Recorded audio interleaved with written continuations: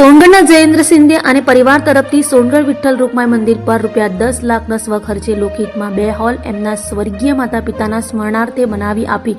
લોકાર્પણ કરાયા. સોનગઢ નગરમાં ઉકાઈ રોડ પર સોનગઢના મહારાષ્ટ્રીયન સમાજ દ્વારા ખૂબ જ સુંદર વિઠ્ઠલ રૂકમાઈ અને મરાઠાઓની કુળદેવી મા તુળજા ભવાની તથા ગણપતિ મંદિર લગભગ 15 વર્ષ પહેલા બનાવવામાં આવેલ હતા.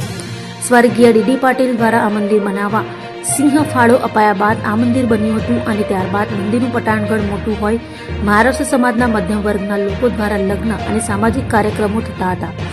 આવા બધા સામાજિક કાર્યક્રમમાં લોકોને રહેવાની અને સુવિધા ઊભી થતી હોય